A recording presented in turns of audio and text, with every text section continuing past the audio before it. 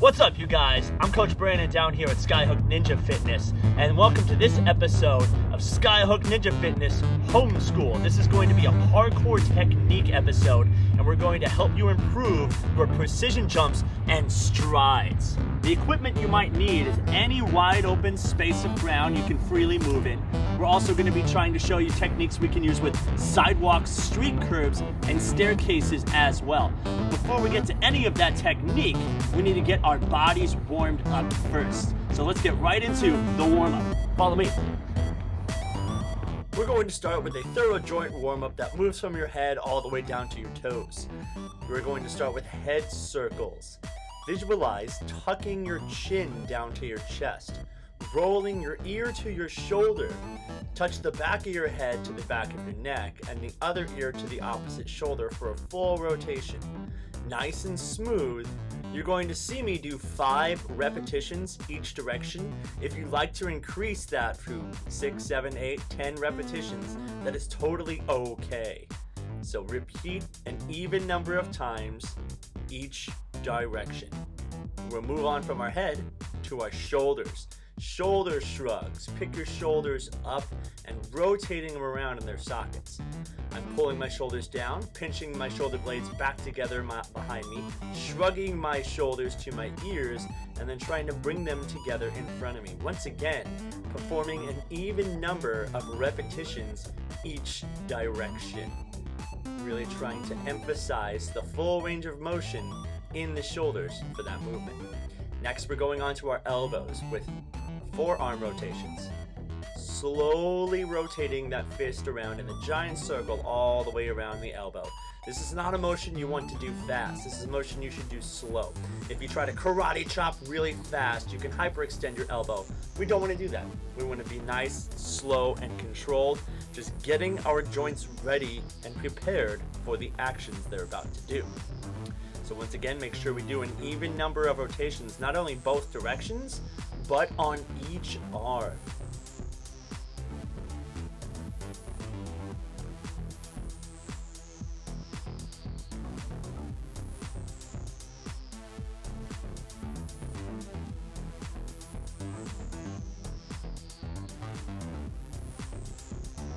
Next, we're moving on to hip swivels.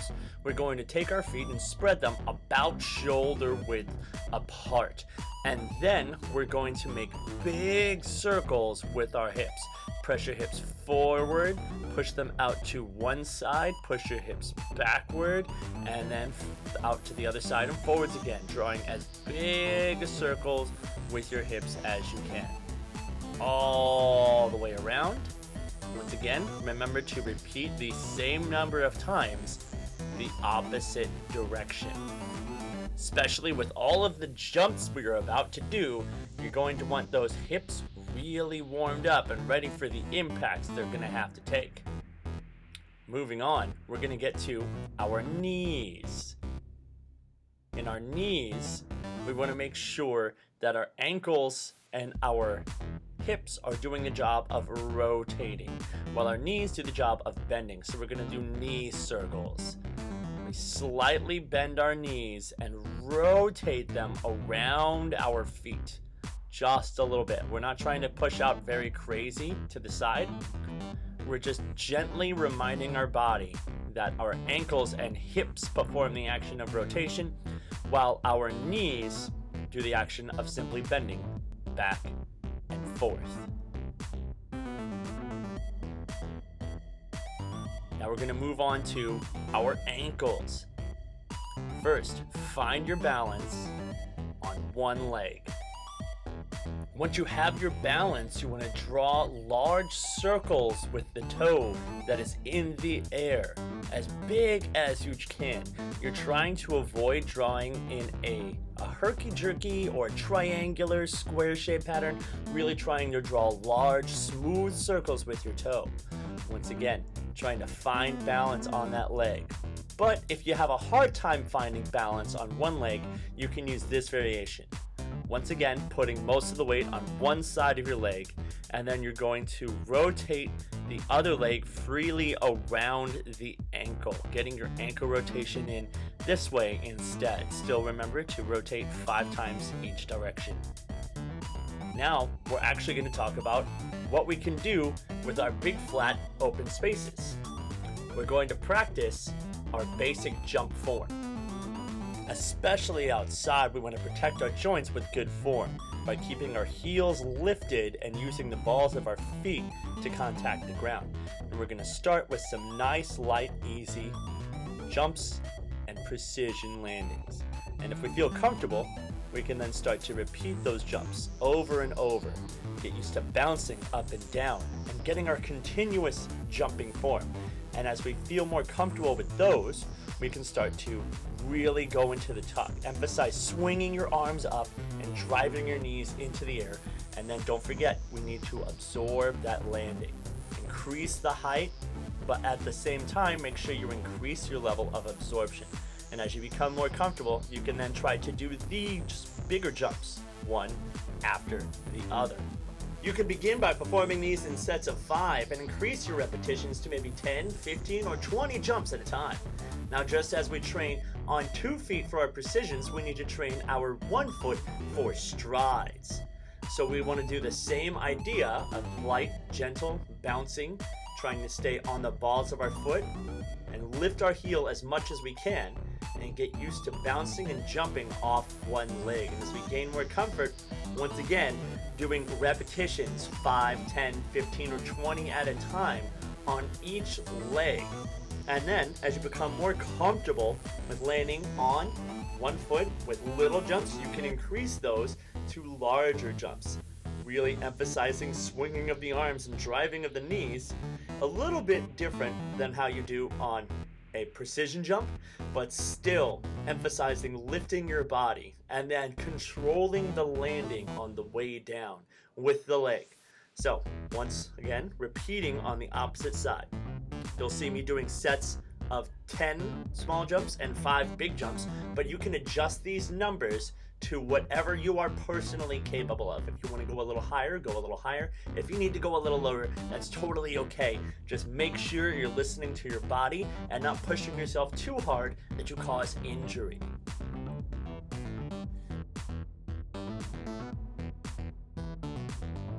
Next, we're going to practice precision jumping from one spot to another. The lines evenly spaced on a sidewalk are perfect for this. You can start with just one, jumping up and trying to land precisely on the other line without falling off. And then we can attempt to jump multiple times in a row. See how many lines you can jump in a row. Trying to synchronize the landing with the next jump. As you jump, you're going to swing your arms, and as you land, those arms are ready to swing again, just like those feet are landing on your toes and ready to jump again straight away. You can start by doing only a couple in a row, but maybe see, once again, just like your other repetitions, how many can you do in a row? 5, 10, 15, 20? You can also work with your strides, stepping 1 foot on a time and really emphasizing the lift and drive of your knees. The striding is not just about reaching your foot forward to the next obstacle. You actually want to get some height and land right above that precision point as you step to the next obstacle, and make sure you precision land on the final one. If that felt a bit easy for you, we can pick up the pace of this jump. Instead of just jumping 1 at a time, you can gather speed and jump over 2 to get a really big, massive jump. Make sure you use those legs to absorb your landing. You're going to have to get that speed, and especially on that last jump, reach your body into the sky, reach your feet out towards the landing, and squat to make sure you distribute that impact. We can also work on our footwork by alternating 1 feet and 2 feet. So jumping out 1 foot at a time to 2 feet at a time, 1 foot at a time, 2 feet, a stride to a precision, and a stride to a precision. This one can be a little bit tricky, jumping from 1 foot to 2 feet, making sure that you switch feet every time. You'll notice I also leave one leg dragged back a little behind me. That's to help swing it through into the stride that I'm about to do. Next, we're going to talk about actually landing on the edge of an obstacle. You can use any marker. You see here, I have a leaf. You can maybe find a stick or a rock, anything else that you can find on the ground, mark a jumping point, and jump to the curb from that point. If you feel comfortable with that jump, you think you can jump a little farther, move that marker back just a foot or two. It doesn't need to be much farther.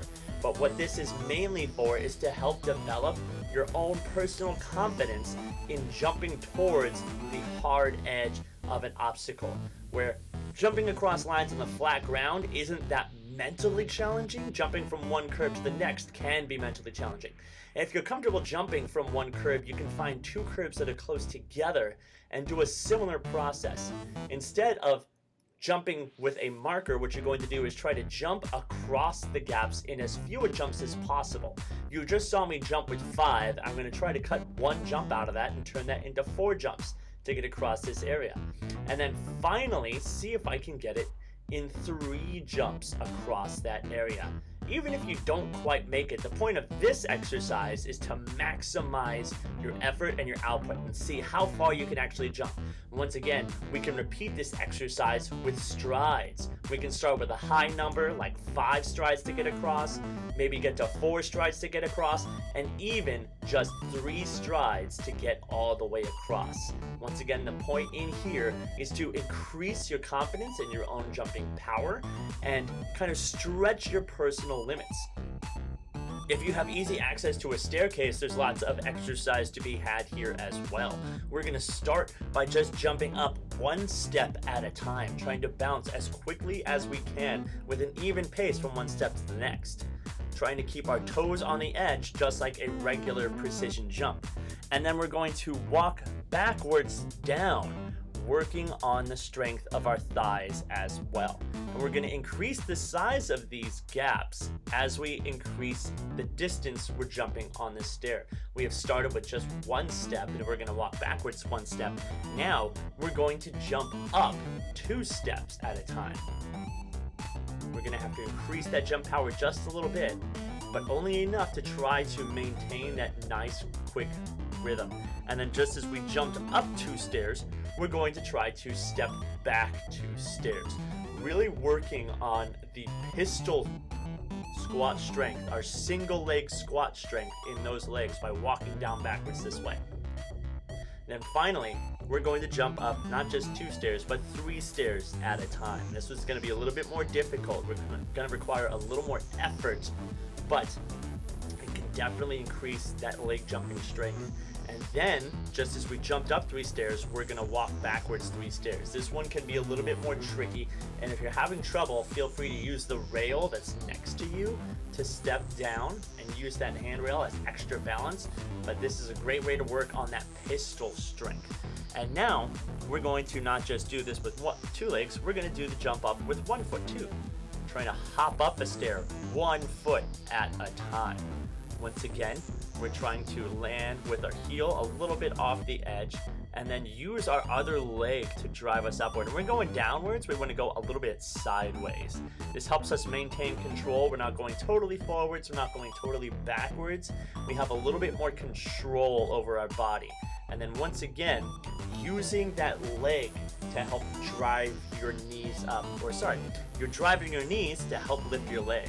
So you'll see me lift the left knee so I can help get my right leg up. And drive that left knee, and that helps me lift my right leg up the staircase. And then once again, just like before, going sideways down, trying to go slow and in control. We're not going crazy here. Next, we're going to try some maximum effort jumps on these stairs. First, we're going to try to box jump onto a highest stair, but doing it incrementally. We can start with a comfortable height of stair, depending on who you are, 3 stairs up, 4 steps up, and then increase this jump height 1 step at a time. You're going to start by jumping. If you've gone to the 4th stair, then you're going to try to jump to that 5th stair. And if that jump felt easy enough, try to push your limits and go for that 6th stair. Now remember to do this safely. Don't put yourself in any unnecessary danger Because if you get hurt, then you can't train, and that's no fun for anybody. So try to safely push those limits and see if you can exceed your own expectations here. Now, just as we can box jump up to high stairs, we can also run and take off from these stairs. The goal for this exercise is try to pick one stair, jump from that stair, and get to the highest stair you can. In this case, I've chosen the 4th stair, and I'm trying to get to the top of the staircase. Now, this is in terms of challenges. Sometimes you're going to have to repeat a challenge, not only to get used to how it physically feels, but get your brain fully committed to the challenge. Because when it comes to things like this, if you are not fully committed in your head, then you're not going to have an easy time accomplishing the task. Now, after you've done all your training, make sure we find a nice tree, and we're going to stretch out against that tree a little bit. We're going to do a quad stretch. Now, for your quad stretch, you want to make sure you don't have your knee actually way back behind you. You're not trying to arch this. We're not trying to make a dancer yoga pose here. What we actually want is we want to have our body straight up and down. So bring your hips up and forward. Try to have a straight line from your shoulders all the way down through to your knee. And this is going to be the way that you're going to activate that quad stretch the most. We've been using a lot of those thighs and quads in all the jumps today. So make sure you spend time holding these poses 15, 30 seconds, even a minute each. And of course, just like during the warm-up, and just like I emphasize anytime we train, we should work on both sides. So make sure we stretch out both sides. Sitting here, feeling the stretch down the front of the leg, in the quad, deep breathing stretch in through your nose, out through your mouth. Slowing your heart rate down. The workout is over. We're trying to give our body the signals that we're done, as well as ensuring our muscles don't retain any tension that might have built up during the workout section. So now that we're done stretching out our quads, we're going to stretch our hamstrings and shoulders out a little bit too. We're going to try to form this L shape. My legs are totally straight, feet flat on the ground, hands reaching out to the surface, bending directly at the middle, making that L shape, and letting my head fall between my shoulders, my shoulder blades collapsing together.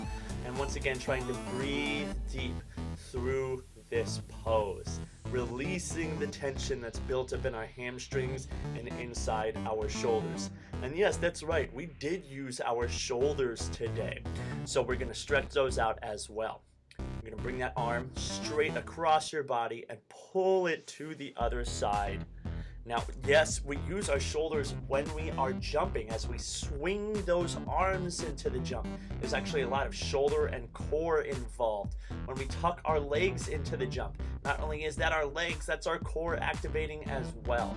So if you feel tight in any areas that we did not hit directly in this small stretch out section that you're watching right now, make sure to take care of those spots as well. And if you don't know how to stretch out a particular area, go ahead and leave a comment down in the comment section below so we can direct you to the information that you are looking for, because that's what we're here to do. Skyhook Fitness is your destination for everything that you need to know about ninja fitness, from your parkour to your gymnastics to your rock climbing and everything in between. So if you have a question not only about the stretches that we are performing right now, but also about any of the training techniques that you saw in this video, we want you to be empowered with information. If you have a question and you need an answer, definitely leave a comment down in the comment section below, and we will get back to you as soon as possible. And as we reach the end of our cooldown here, just a quick review of the things we covered. You can practice precision jumps and strides with nothing more than a flat open space, practicing double and single leg tuck jumps to get your jumping power and your proper absorption, as well as strides and precisions on street curbs and staircases. Use all these things to train your parkour skills at home.